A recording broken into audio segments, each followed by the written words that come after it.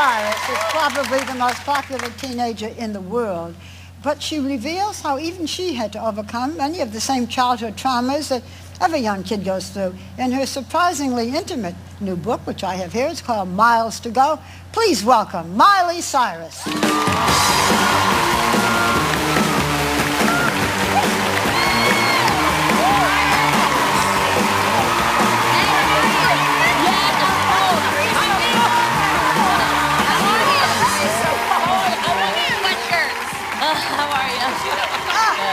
I thought it was going to be hot today. I know. Well, it's California. Literally. Yeah, well, I know. Nice to see you again. Thank you. Good to see you, too. The last time I saw you was in your house. Your grandmother was there. Yeah, hi, Mammy. Yeah, that's great. Remember what happened? We had a toilet incident. Yeah, because of us. Yeah, but it's okay. It's okay. Toilets are okay, Grandma? Maybe? Yeah? We had a little spillage, but it wasn't me. It was her people. It was us. Okay. In any event, when we were there last year, you did Academy Award. My mouth is so cold I can't talk. And you were very happy. Everything was great. Family was great. School was great. So obviously there was a lot that you were keeping back. Because yes. It wasn't always such a perfect childhood. Right, which I kind of like explain in my book mostly because I felt like that was a time that I could say more of what I want to say without, you know, people taking only quotes. It's easy for magazines to look at different interviews and different things that I do and pull quotes. So this was one where I had complete and total control, and I was writing with Hillary Lifton, who totally only wanted the best for me and wanted me to say what I needed to say. So I felt like it was a perfect time kind of to put everything, and you know, everything is great, and I live like a great life, and I'm definitely not complaining, but you know, it's definitely something that was hard. Like growing up wasn't as easy as it seems. Do you still have your own wing in your own house? Yes. I love that. That is a dream. Except my brother is next door and just two little rooms over, and he just got a drum set. It is torture. I hate it. He's like banging on it. I'm like, you know, like, can you just like chill out? It's like, you know, 11 o'clock. Like I'm trying to say, if it was you, you wouldn't get in trouble. You can blast your music all the time. I'm like, oh my gosh, just like relax. There's my your brother's next book. crazy. Sibling rivalry. Exactly. Yeah. No, but I love my brother. But in the book, you're very honest, and I think a lot of teens will relate to the things you've gone through. One thing you talk about, honestly, is in the 6th grade when you were living in Nashville, right? You were being bullied, and it got to a pretty bad point. I mean, it was you call it Operation Make Miley Miserable is what was going on. So who was bullying you? What was really happening? And how bad did it get?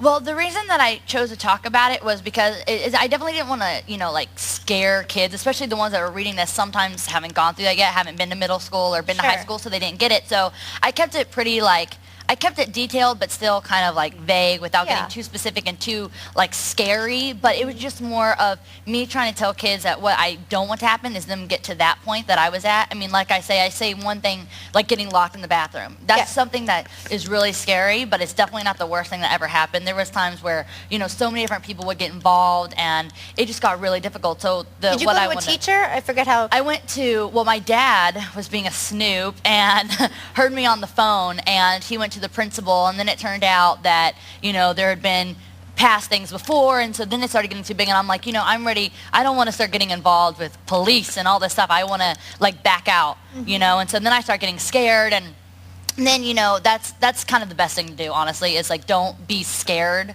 to be scared. Were you the only one that was getting picked on, or were other girls too? I was the main one, but there was definitely other things, and I think most of it was a lot of like the whole, you know, well, we'll keep you safe, because they were the bigger girls, they were the tough girls, so we'll keep you safe if you're not friends with Miley and this and that. And I remember this one day, it was lunchtime and we had assigned seats because it was like, you know, things were getting so out of control that people weren't even allowed to sit near each other.